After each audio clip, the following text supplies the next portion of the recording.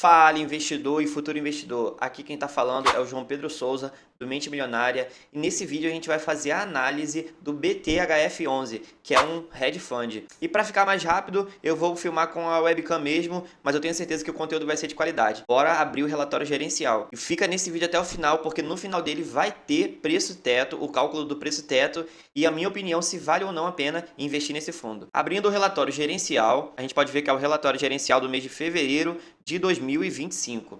Vamos começar lendo aqui rapidamente o objetivo do fundo.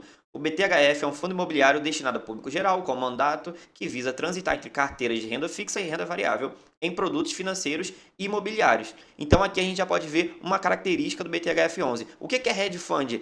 É justamente isso. O hedge fund ele consegue transitar entre renda fixa e renda variável, desde que sejam produtos financeiros do ramo imobiliário. É um fundo com patrimônio líquido de 2 bi, cota patrimonial atualmente 9,83, valor de mercado de 1,4 bi, ou seja, está bem descontado. Cota de mercado 7,10. 331 mil investidores e 98 ativos sob gestão. Rendimento mensal de aproximadamente 9 centavos por cota. Comentário do gestor. Nesse mês, o BTHF seguiu consolidando sua posição como um dos fundos imobiliários mais líquidos do mercado. Volume médio diário de negociação de 5 milhões. Com a base de mais de 330 mil cotistas. A estratégia ativa da gestão tem se mostrado eficiente na captura de oportunidade, garantindo ao fundo uma alocação diversificada e bem posicionada dentro do setor. Aqui ele fala sobre a distribuição de dividendos de 9 centavos por cota, dividend yield anualizado 13%, relativa à cota patrimonial, se for relativa à cota de mercado, sobe para 16%. Essa relação reforça a atratividade do fundo no mercado secundário, uma vez que a precificação atual das cotas ainda apresenta um deságio de 27%, quase 28%, em relação ao seu valor patrimonial. A carteira é composta por 98 ativos, entre fundos imobiliários de tijolo, tijolo direto, que são os imóveis, fundos imobiliários de papel e ativos de crédito, que são os CRIs. Reduzimos a taxa de administração em 12%. Então, isso aqui foi um resumo do comentário do gestor, eu já tinha lido anteriormente e grifei as partes mais interessantes. Nessa parte do relatório, ele fala sobre o encerramento do trade das ações da SIM.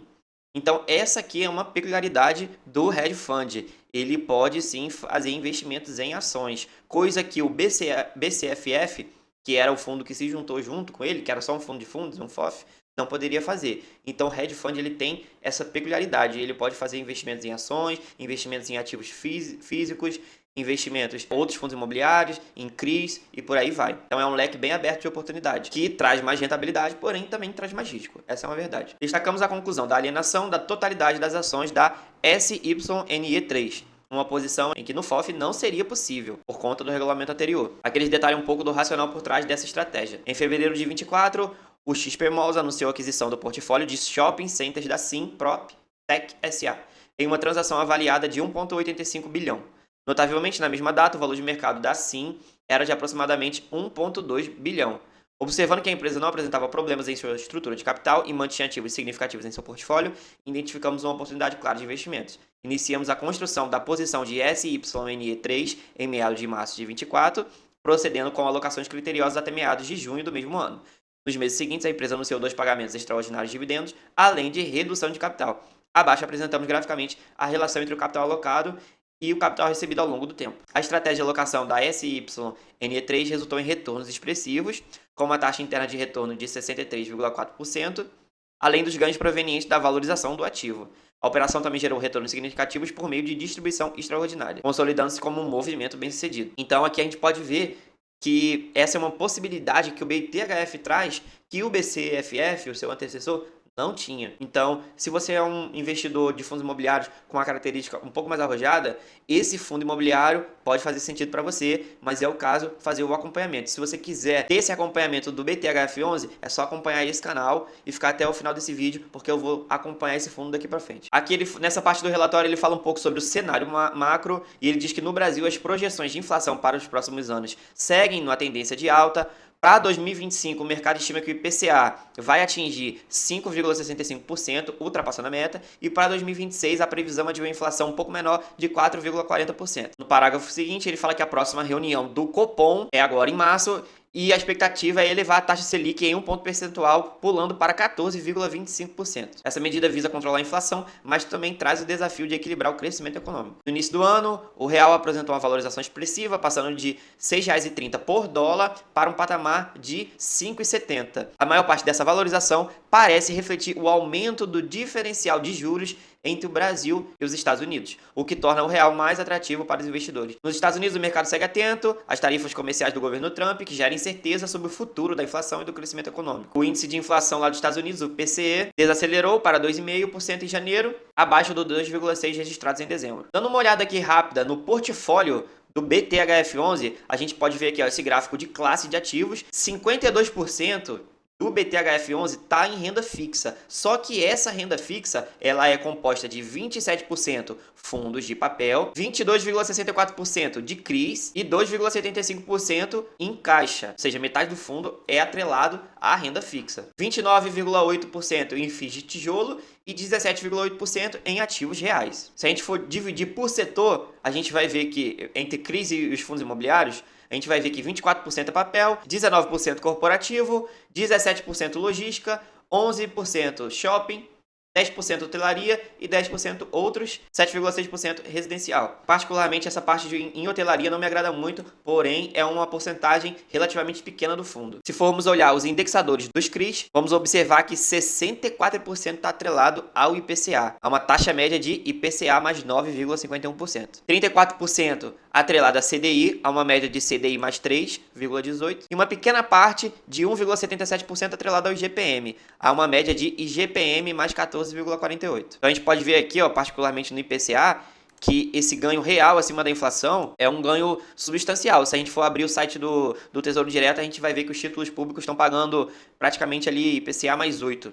Então a gente está tendo um prêmio de risco, um ganho maior investindo aqui pelo BTHF. Então, se você pensar dessa forma, se você olhar essa taxa média aqui que o BCHF está pagando e ela fosse uma taxa muito parecida com os títulos públicos, não valeria tanto a pena a gente estar correndo esse risco que o hedge fund traz. Mas como o prêmio aqui é maior, então pode ser que faça sentido para alguns. A duration dos CRIs, 70% é mais que 4 anos e 29% até 3 anos. Aqui ele traz um portfólio de todos os CRIs. Ele relata aqui cada CRI, o índice que está atrelado, a taxa de emissão, a taxa média, tudo certinho, o duration e a porcentagem do patrimônio líquido. Se você quiser dar uma olhada com calma, vale a pena analisar aqui. E ele divide ainda o portfólio entre CRIs estruturais e esses CRIs táticos. O total em CRI, 463 milhões, o equivalente a 22,63% do patrimônio líquido do fundo imobiliário. Aqui ele traz o portfólio dos fundos imobiliários que ele investe. Então essa parte aqui é bem interessante, todo mundo gosta de ver, né? Então aqui dá para ver que ele investe em alguns fundos imobiliários da própria casa, da BTG, como o BTHI11, BTLG11, BTCI11. Basicamente os fundos que eu gosto, que eu conheço, é o BTLG, um ótimo fundo, o XPML, também um ótimo fundo. Vale a pena olhar com calma para cada fundo desse aqui e analisar. E aqui ele ainda está dividido, ó, os FIIs de tijolo e aqui embaixo os FIIs de papel. Esse aqui, ó, o HTMX, é o fundo da parte de hotelaria. Não me agrada muito, mas tem gente que gosta de investir. E aqui abaixo os Real Estates, ativos reais, EZ Tower, Torre B, e o Pátio Maceió. E aqui está a equivalência do patrimônio líquido. No caso, o EZ Tower Torre B equivale a 14% do patrimônio líquido do fundo. E aqui está a lista de ativos e caixa. Então a gente pode ver que tem 36 milhões aqui no BTG Yield DI, deve ser um fundo de investimento em renda fixa, atrelado ao CDI, outros 2 fundos de investimentos da casa e um Tesouro Selic, um LFT aqui. Totalizando aqui um caixa de 55,6 milhões. Então, resumidamente, a gente pode ver aqui, ó, 56% em fundos imobiliários, 22,64% em CRIs, quase 18% em ativos reais, 0% em ações, porque liquidou-se a posição da SIM, e 2,75% em caixa. Então a gente pode ver que tem mais da metade do fundo alocado em outros fundos imobiliários. Isso aqui é herança do BCFF11. Aqui a gente pode ver a rentabilidade desde o IPO, uma rentabilidade negativa de menos 12,40%. Claro, muito tem a ver isso com a subida da taxa Selic. Eu acredito que esse fundo aqui tem plena capacidade de se recuperar no futuro e é por isso que eu estou investido nele. Aqui nas receitas recorrentes a gente pode ver no mês de fevereiro uma receita de 22.494.351 e uma receita não recorrente de menos 512.956. Total da receita de 21.977.394. Aqui ele já explica que esse valor negativo aqui é o resultado de operações de fundos imobiliários mais ações. Provavelmente talvez foi alguma venda de um fundo imobiliário, uma venda com prejuízo. Total de despesa financeira, 1.969.429 e um lucro líquido na casa de 20 milhões. Então, ele nesse caso aqui, ele distribuiu tudo que ele lucrou, 100%. Aqui no mês de janeiro de 25, no mês passado, a gente pode ver que ele teve um lucro de 6 centavos e ele distribuiu praticamente aqui 10 centavos, né? Ou seja, tirou dinheiro de caixa. No breakdown do resultado, ele diz aqui, ó, tivemos um prejuízo em transações de fundos imobiliários para ajustes táticos em algumas posições. Nessa parte do relatório, ele traz a lista de ativos CRIs com mais detalhes, vale a pena dar uma olhada, mas eu já adianto que os status de todas as operações são essas aqui, ó, fluxo, adimplente, indicadores saudáveis. O único CRI que está com status de operação diferente é esse aqui, ó, que está com operação liquidada no mês. E para fechar esse vídeo aqui, ó, como prometido, preço teto do BTHF11. Então bora lá. Eu tenho uma planilha onde eu tenho o preço teto de todos os ativos que eu invisto, que são 10 ações e 7 fundos imobiliários, e eu separei aqui para mostrar para vocês o BTHF11, olha, é o 11º ativo da minha lista. Cotação atual de R$ 7,37, uma base acionária de 205.846.929 cotas emitidas, um lucro líquido projetado de 197.613.051,84 centavos. Como que eu cheguei nesse lucro líquido projetado? Para calcular esse lucro líquido projetado, eu pego e calculo primeiro o dividendo projetivo por cota, no caso aqui. DPA é dividendo projetivo por ação, mas no caso aqui estamos falando de fundo imobiliário, dividendo projetivo por cota. Então eu pego o resultado do fundo, que no caso a gente teve no mês de janeiro um lucro de 0,062 centavos e em fevereiro um lucro de 0,097 centavos. Então eu vou pegar a média aritmética disso aqui. A gente vai ter uma média de praticamente 8 centavos de lucro, 8 centavos de lucro. Se a gente multiplicar isso aqui por 12, a gente vai ver que no ano cada cota tem um potencial de gerar 95 centavos de lucro. E se ele distribuir 95% disso aqui, estamos falando de 90 centavos. Então o dividendo projetivo de cada cota é na casa de 90 centavos, arredondando aqui, ó, 91 centavos. Com base nesses 91 centavos calculado, ele já calcula o lucro por cota, 96 centavos, que bate com o que a gente calculou aqui, e ele multiplica esse lucro pela base acionária e ele acha o lucro líquido projetado. Isso nos traz um dividend yield de 12,37% relativo à cotação atual e um preço teto de até R$ 9,12. Por que eu calculei esse preço teto aqui, ó? Porque eu considerei que eu quero receber no mínimo 10% de dividend yield. Ele está pagando atualmente 12. Eu quero receber no mínimo 10. Mas se eu atualizar aqui, ó, e dizer que eu quero receber no mínimo 11% do BTHF11, afinal de contas, ele traz um risco um pouco maior, a gente vai ver que o preço teto muda para 8,29.